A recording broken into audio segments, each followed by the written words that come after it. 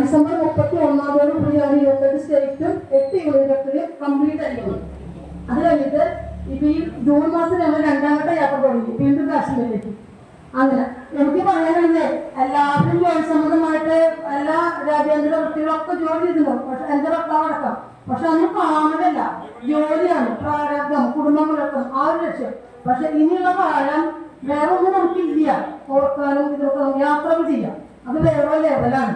അതുകൊണ്ടാണ് ഞങ്ങൾ 4 വർഷം കൊണ്ട് ഒരുമിച്ചല്ല കേട്ടോ, കാലാവസ്ഥ നോക്കിയിട്ട് മഞ്ഞ് വരുന്ന സമയം അല്ലെങ്കിൽ മഴക്കാലത്ത് അല്ലെങ്കിൽ കൂടുതൽ ചൂടുള്ള സ്ഥലം, ബീഹാർ, ജാർഖണ്ഡ് അല്ലെങ്കിൽ രാജസ്ഥാൻ, ഗുജറാത്ത് നമുക്ക് ഭയങ്കര ചൂടുള്ള സ്ഥലം. നമ്മുടെ അവിടെ നമുക്ക് ചൂടൊക്കെ ആയി തുടങ്ങി.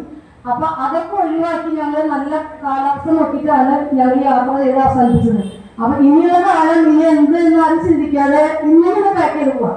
ഞാൻ എല്ലാവരോടും പറഞ്ഞ കാര്യം, ചിലർക്ക് ആഗ്രഹം ഉണ്ടാവും, ഭാര്യയ്ക്ക് ആഗ്രഹം ഉണ്ടാവും, ചിലപ്പോൾ ഭർത്താവ് ഇഷ്ടമുണ്ടാവില്ല.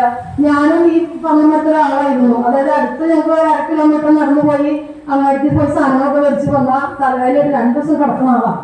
അങ്ങനത്തെ ആളാണ്. ഇപ്പൊ ഞങ്ങൾ ഓടിക്കൊണ്ടിരിക്കുക. ജീവിതകാല ആരോഗ്യ അടിസ്ഥാന കാലമായിരുന്നു ഓടാനാണ് ഞങ്ങൾ ആഗ്രഹിക്കുന്നത്. അതുപോലെ നിങ്ങൾ ഓരോരുത്തരും പെൻഷനൊക്കെ ഉണ്ടല്ലോ, ഞങ്ങൾ പെൻഷൻ കാശ് കൂട്ടി വെച്ചിട്ടാണ് ഞങ്ങൾ യാത്ര ചെയ്തത്. അല്ലാതെ വേറെ സോഴ്സ് ഒന്നുമില്ല. ചില ചുരുക്കി ജീവിക്കുന്നു. ഭക്ഷണം എനിക്ക് പിടിക്കില്ല. ഭക്ഷണം ഉണ്ടാക്കാനുള്ള കെറ്റിൽ അടക്കാൻ കൊണ്ടുപോയിട്ടാണ് പൊടിയേരി, അതുപോലെ തന്നെ മീനച്ചാറ്, എല്ലാ സാധനങ്ങളും ഞങ്ങൾ കൊണ്ടുപോയിട്ട് വീട്ടിൽ നിന്ന് കൊണ്ടുപോയിട്ടാണ് വലിയ ലഗേജിലാണ് ഞങ്ങൾ പോവുക. ഒരുപാട് കഷ്ടപ്പെട്ടു. അത് ഒരുപാട് നടക്കണമല്ലോ, ഒരുപാട് നടക്കണം, കയറ്റം കയറണം, അല്ലെങ്കിൽ സ്റ്റെപ്പ് കയറണം. പക്ഷെ ഇന്നും നിമിഷം വരെ ഞങ്ങൾ അതൊക്കെ തരണം ചെയ്ത് നമ്മൾ ആർക്കും വേണ്ടി ജീവിച്ചത് ഈ ഭൂമിയിൽ പോയിട്ട് കാര്യമില്ല.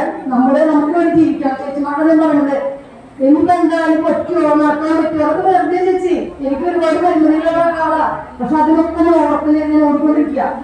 അപ്പൊ നിങ്ങൾ ഇതിനോട് പറയുന്നുണ്ടായിരുന്നു. നന്ദി, നമസ്കാരം.